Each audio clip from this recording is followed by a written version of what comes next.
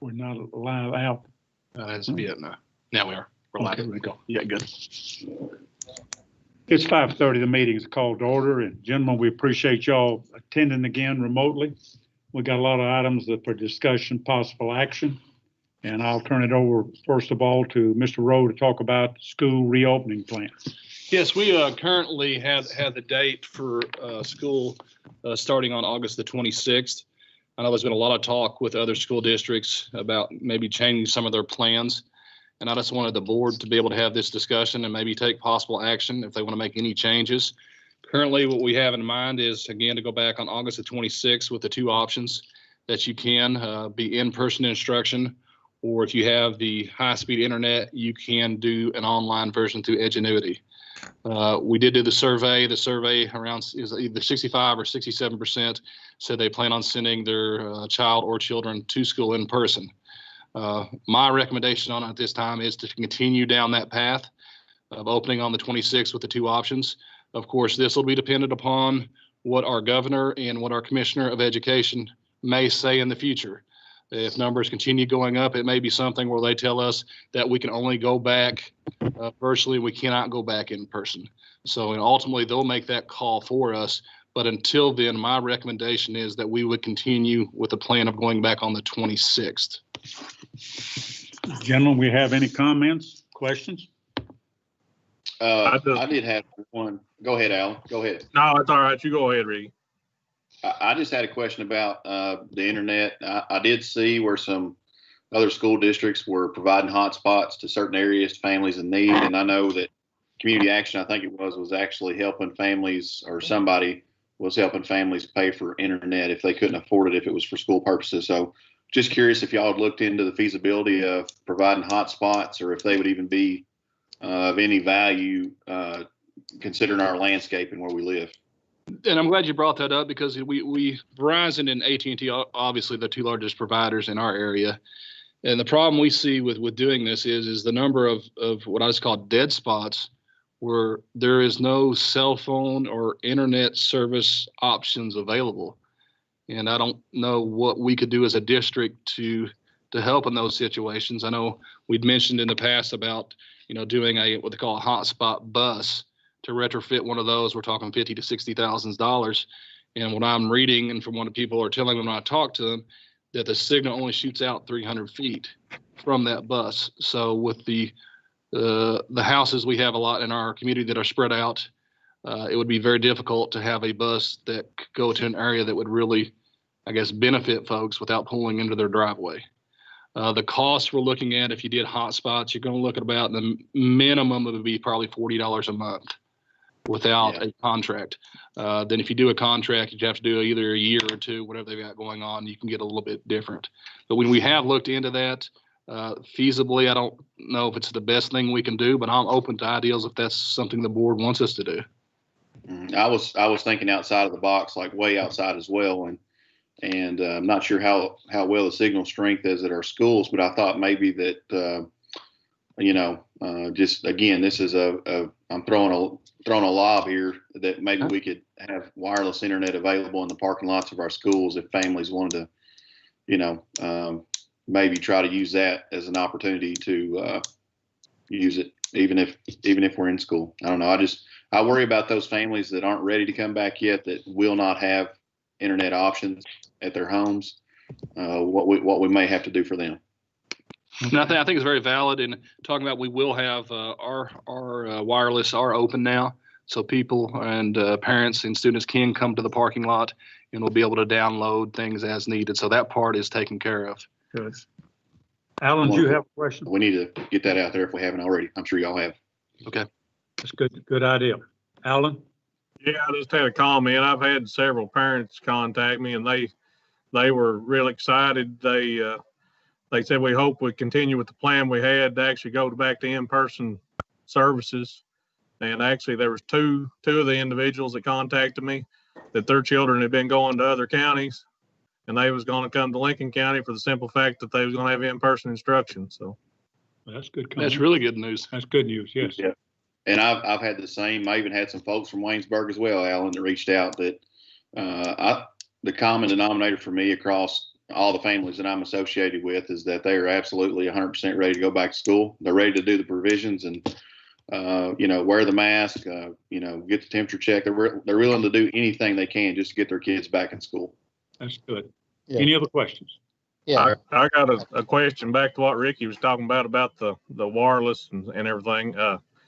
What'd be the possibility of like, say, the bus drivers that we have scattered out throughout the county, maybe having Wi-Fi like through their house, understand what I'm saying, and put a repeater on their bus to where, it would reach several hundred feet from each house. That way, if nothing else, maybe different neighborhoods would have some internet. And that's something we possibly could do with the Edgenuity. It is going to be something that you're going to have a pretty constant line with, something that you just can't use for a little bit of time because it's a true online program. So I don't know how much that would help in that situation. But I don't care one bit to reach out to some cell phone providers in the area to see what it would cost to put stuff like that on a bus and get back to you with that. I wasn't really talking about cell phone much as I was landline and then hooking up Wi-Fi like you would from the school. Does that make sense?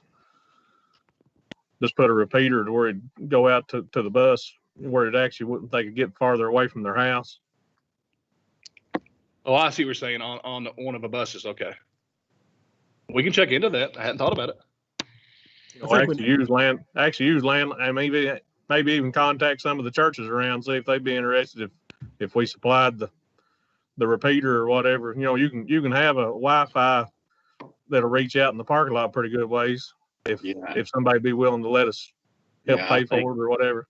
Okay. Yeah, I think that I hate to speak on our church's behalf, but I know they'd probably be more than willing to open up their Wi-Fi and for the parking lot. We could accommodate quite a few right there in town. Okay. Any other questions?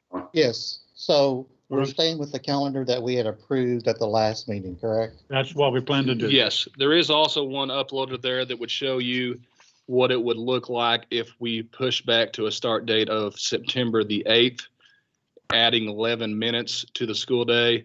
You would still get out on the 26th for students of May, but you would lose 3 days of fall break. So that's another option that some districts are considering.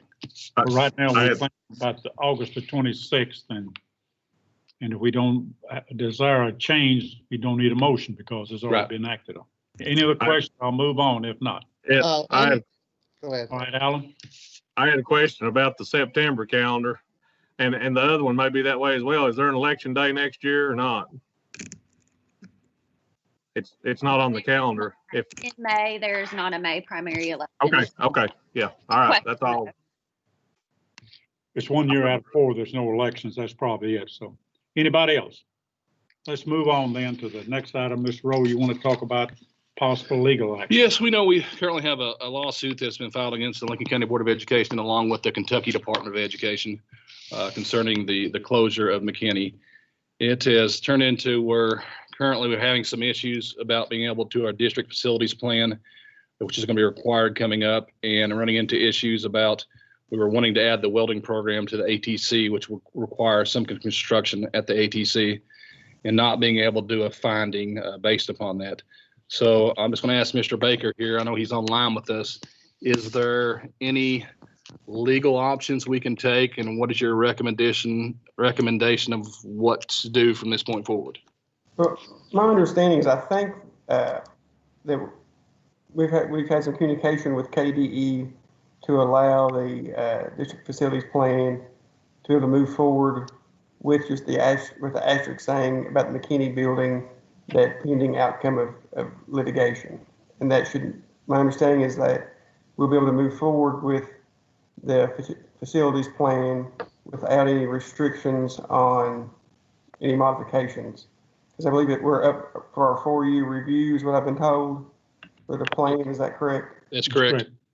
So I believe that KDE has said that we can move forward with any type of modifications to buildings as long, generally approved, but that should not, we were concerned that was going to be a complete bar to any modifications, but I don't think that's the case right now. Okay, that's good. I got one additional question, Mr. Baker. With our insurance, we basically have a copay for legal defense, which is roughly a $10,000. What is a $10,000 copay? I'm expecting this before it's over. We'll probably reach that $10,000 copay. Let's say we go through this process and the district turns out to win this lawsuit against this lawsuit. Do we have an option to go back and sue and get back that $10,000?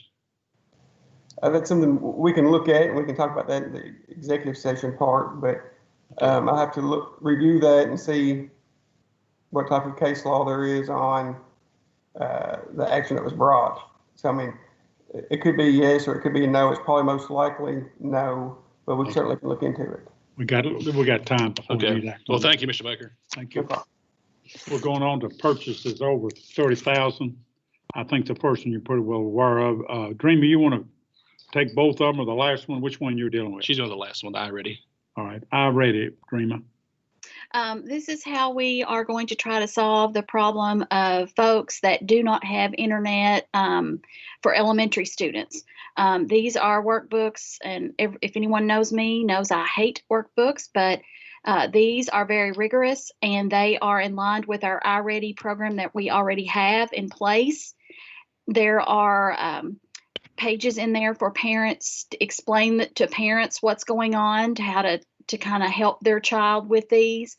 But this would kind of solve our problem with absolutely no internet. Those folks that are in those hollers that, cannot get a signal. We want to try to provide equitable services to them. So this would be that purchase for K through 5, both a reading and a math workbook. All right, thank you very much. Any questions? Greenwood, yes, Alan. I thought, I may be wrong, but was it not talked about having the Chromebooks accessible? Which I understand if we don't have internet, the Chromebooks are useless, but so are we going to buy Chromebooks for all the ones at student home students plus a workbook? Or Right now, we've got an order in, and we basically right now, our inventory is we have enough Chromebooks in inventory here for grades 3 through 12. So we have put in orders for second grade. We've decided that Chromebooks would not be efficient to use with kindergarten and first. Now, the order for the second grade is pending upon the availability, and we're being told by all vendors the closest date they can give us right now is October the 1st. All these are made basically in China, and they're on back order. So there's no Chromebooks to be had at this point. But luckily, we're ahead of the game, and we do have them for grades 3 through 12. And to answer your question, yeah, this is in addition to the Chromebooks we would buy. I guess I got another question. If the students end up using these workbooks, how are they going to communicate back to the teacher at school? I'll turn that over to Ms. Tomlinson. The plan is we're going to make contacts with those kiddos to see how they're doing. There's also talks of teachers making videos somehow that they could maybe use it on everybody usually has a smartphone, so they could do like a video from their smartphone of how to do it. Those teachers would be on call so that they could be contacted, just like we did in the spring, that those would be available. One other thing, Mr.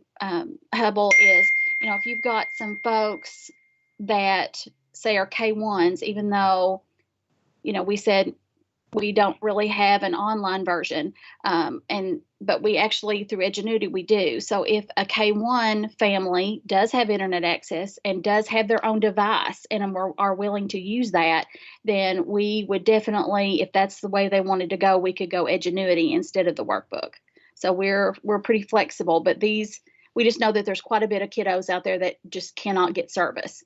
And so we try to help them with this resource. Thank you. But I guess my question was, is there going to be somebody responsible to go around and make contact with these kids, or as far as going to their home and getting what work they've done? I mean, because I know when you do the Chromebook, it's more or less can be graded online and all that, correct?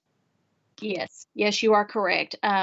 We would either have the drop-offs for like we did in the spring, but we're really kind of going against that, returning paper. At the end of the spring, we put out where they could take pictures of their child's work and then email it to the teachers. Didn't really hear a lot of negativity to that. The ones that did it loved it. So I'd like to kind of minimize that paper contact. But yes, there would be teachers that would be working on this. They would know what kids would be working in a workbook and who they needed to contact and make sure that they were doing what they needed to be doing and assisting. So we're talking about they may be contacted once a week or twice a week or every day or At every least 2 weeks or. At least once a week, but it may be more depending on the child and depending on the school. You know, the principal may of that school may say, I want you to contact your kids twice a week, but definitely once would be what we would ask for or would we request once a week. Any other questions? I guess what I'm trying to bring up is it's something we need to look into if this is going to be a long going thing about. I mean, I know we don't have money for more positions and all that as such, but maybe allocate one person per school to, if we've got enough children that's just on workbook only to go around and pick up work and relay it, or is that feasible? Or I can answer you on the money side of it. Yeah, we have the CARES funds, and we could do positions like that. To do that, that'd be totally up to the board. Just think on the average teacher salary for our district, it's roughly $48,000 per position. So if the board would want to do that, we have the money in the CARES to be able to do that. It's just I guess another thing, an option would it be feasible to where if they're on the workbook only, would it be something? I mean, everybody was probably riding a bus before. Would it be more or less set it up like a mail service? If they brought their work out to the road every day and put it on the bus, could it get to school that way? We could. The thing to think about that, I mean, to me, I think it's a good idea, is do we want to spend that much money on the gasoline for the bus and the wear and tear on a bus to do that? And to me, I'm fine with either. Yeah. Thing about it, if we're running the buses anyhow, you'd have to get it on if you was going to. That's true. You're going to plan it. It'd be passing by their house anyhow. You'd have to be out there with it whenever the bus run of the morning or afternoon one. That's actually. It wouldn't be a matter of making a special trip to get it. I kind of like the idea. I think once we get the logistics down of the ones that are going to be using workbooks and stuff, I think, definitely we need to look at any option we can to meet with the kids as needed, plus have as much contact as we possibly can, given, some will need more than others, but, it's almost become like a homebound deal, but I think we need to look into every option we have. I think Alan has come up with some good ideas, and I'm sure that people that are administrators within the district would have other ideas to build upon that. So it'd be nice if we get some numbers about where everybody's going to be at when everything starts on the 26th. Any other questions? Dreamer, we thank you for your information and your continued work for the district. Mr. Hubble. Thank you. All right, we need to take a vote on this one. Purchase over 30,000. Roll call vote. Wynn? Yes. Ricky? Yes. Bruce? Yes. Alan? Alan? Yes. And I join you as well. Do we need to make a motion to start with? Motion first. Yeah, first and a second. I'm Mr. sorry. Blankenship? There we go. Let's get a motion. I'm sorry. I'll make the motion. Everybody's done voted, so. We need a second. Somebody jump in there. Give you a second. Second. All right, got the second. Sorry, thank you. All right, moving on, more discussion items. Ms. Rowe, you want to talk about the first reading of the Title IX? Yes, KSBA sent out an urgent need for boards to go ahead and approve an update to the Title IX sexual harassment. It's called an interim updated policy. This is based upon a new court ruling. So my recommendation is that this basically is, if you all, first reading is the first reading, but have the first reading for the new Title IX sexual harassment interim updated policy. And 4B, the first reading of the board policy is listed there. You want to discuss? Yeah, that? I don't know. Ms. Smith, are you on here? I think she is. If not, I can take this. I don't hear on there. Okay, basically. Yeah, I'm here. Are you? All right. Sorry. You want to explain these policies here about for the electronic funds? Yeah, sure. because of the COVID-19 pandemic, we're looking at different ways, maybe safer ways to collect fees. For instance, the athletic department at the high school is looking at cashless entry to sports events. They're also looking at collecting maybe fees for Chromebooks without people having to hand over money, maybe where they could make an electronic payment. So we need to have some board policies in place before we're authorized to accept electronic payments. And we got some wording from KSBA on how we need to say that. And basically, Red Book, which governs the school accounting, says that the board has to have a policy that includes electronic funds, receipts, and payments. So that's what this does. It just adds the wording in that will give us authorization in order to implement some of these newer processes that we haven't needed in the past, but that we may, because this next year is going to be out of the ordinary, of course, that we'll need to implement. Okay. Any questions? If not, we'll move on to the next discussion item. Preschool restructure. Ms. Hunt, are you on? Yes, Randy I'm Hunt. here. Yes. Gotcha. I'm here. Yes. Let you take that one. Preschool restructure. Okay. You should have a form that I've given you. It's kind of a table. On the left side of the table, you'll see the positions and the structure for the administrative team on the left side for the last year, and what I'm proposing on the right side. So last year there was an EC, early childhood program director, and a training and technical assistance coordinator. We're going to combine those positions, and that will be the EC director and the training coordinator together. And that will save about $27,000, a little over. There were two positions, a school readiness coordinator and a school readiness curriculum specialist, and we're going to combine those two positions, and that's a savings of about $79,000, almost $80,000. There is a school readiness mentor / coach that was vacant last year, and I'm going to leave that vacant at this point. I'm anxious to not do away with that position, just simply because I'm not sure what the next year holds and if we might need that at some point. There have been 4 family liaisons approved by the board in the past. 3 of those positions were filled last year, but I would like to fill all 4 of those positions this year. There was also the ERSEA specialist and the family and community engagement coordinator. We are going to combine the disability ERSA specialist with those family liaisons, and that's going to look a little different. So those family liaisons were housed on Somerset Street, though they're in the schools as well. But they are not going to be housed at Somerset Street. They are actually going to be in each school. So each school will have a family liaison that reports to that school every single day, and they will basically do all of those functions for the classrooms at their school. So it really puts them in the community, puts them in touch with the resources that are in the community, and also, with Lincoln County resources. So with that being said, those 5 positions, I would like to have a family service manager, and that is a position that is mentioned in the guidelines for the early childhood. I'm living by this book right now. The family service manager would kind of help oversee those family liaisons at each school. They would be stationed here at Stanford. They would be the family liaison for the 8 classrooms here at Stanford. Highland only has 1 classroom at this point. Hopefully that will expand at some point if we can get enough kiddos to register. But the Highland family liaison would help with some of the Stanford students as well. So that family service manager would get 10 more days and a stipend of $3,000 to help with the supervision of those other family liaisons. Then the family and community engagement coordinator, we have a position like that in the district that is already filled.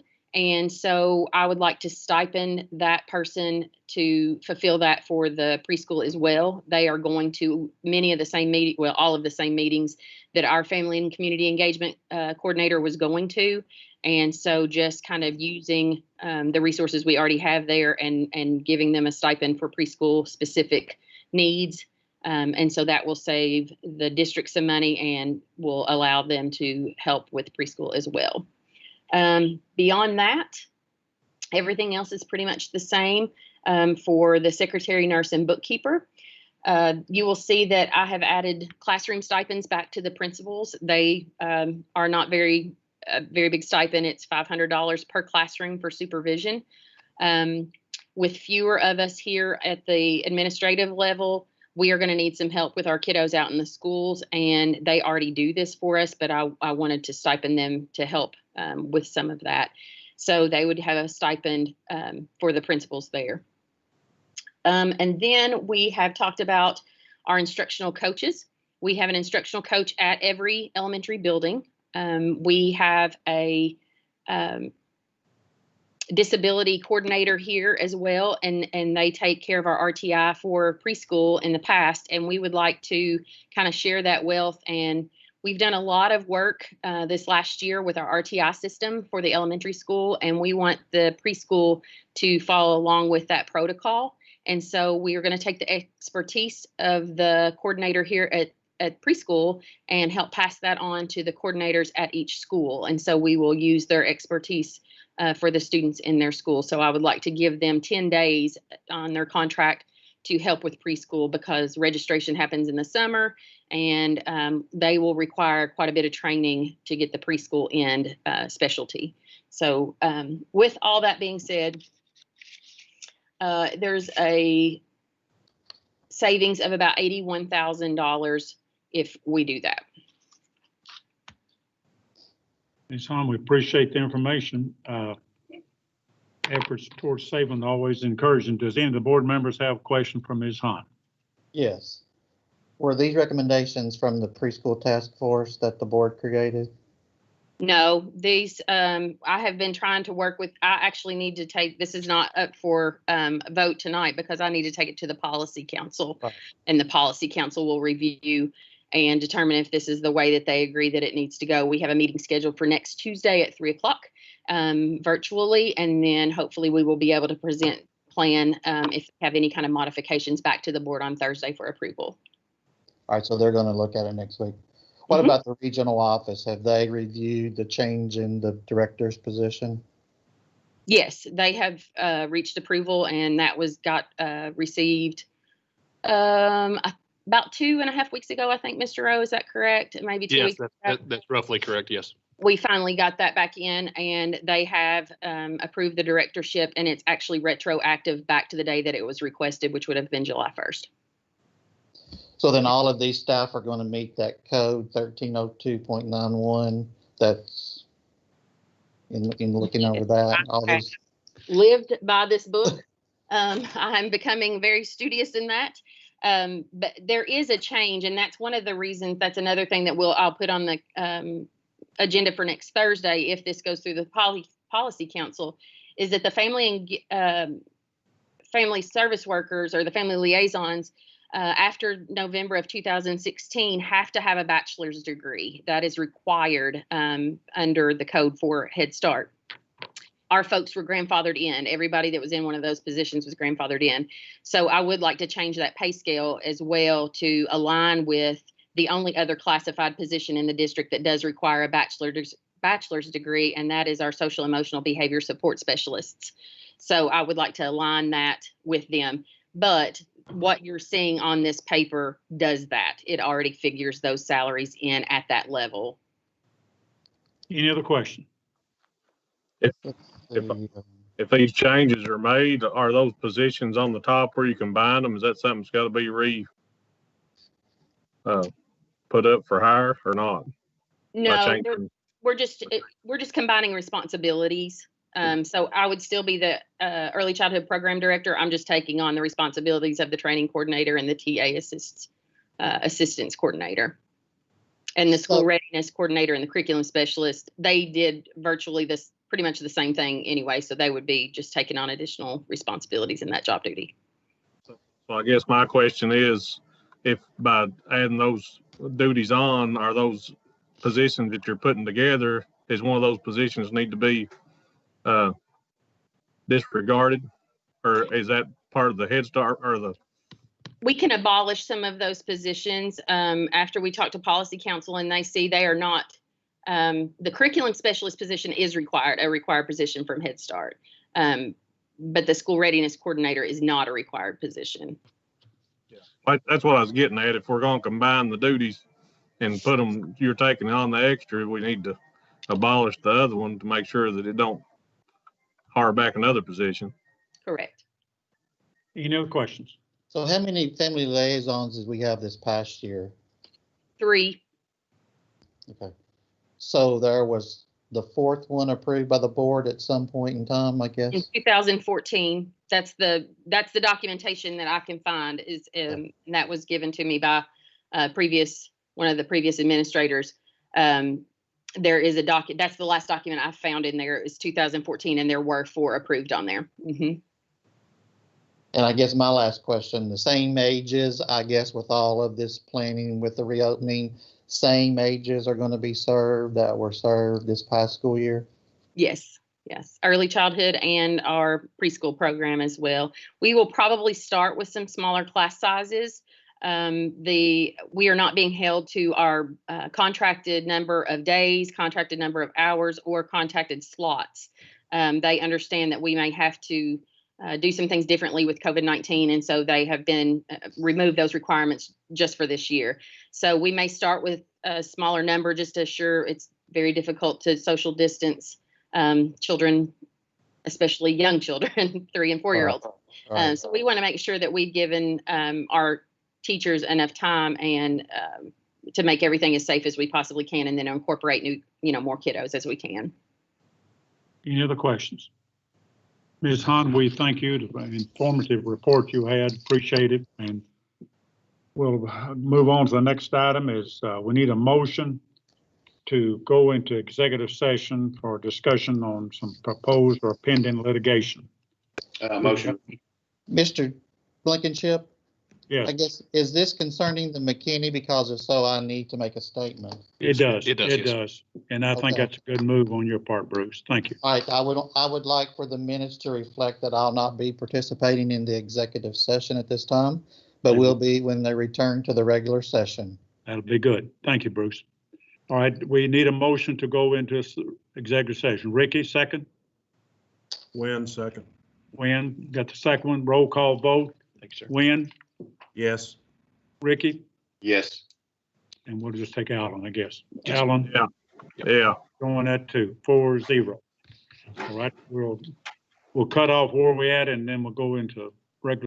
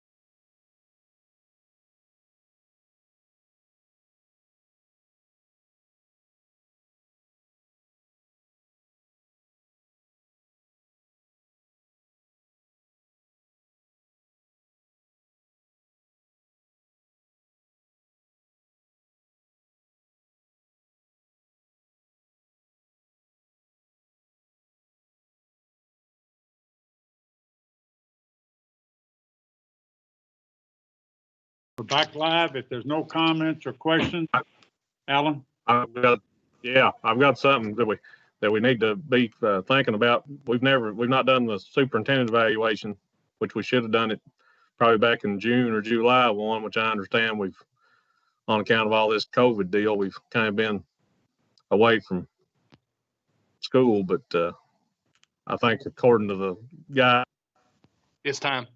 It's time. We'll get on it. guidelines, we're supposed to have it done. I guess, Mr. Blankenship, I need to make the comments that let the minutes reflect that I'm now participating in the regular session. Okay. Is Colleen at home doing? Yeah, this? she's at home. Okay. She's at home taking We notes. got it, Bruce. We're all done. If nobody's got a question or comment,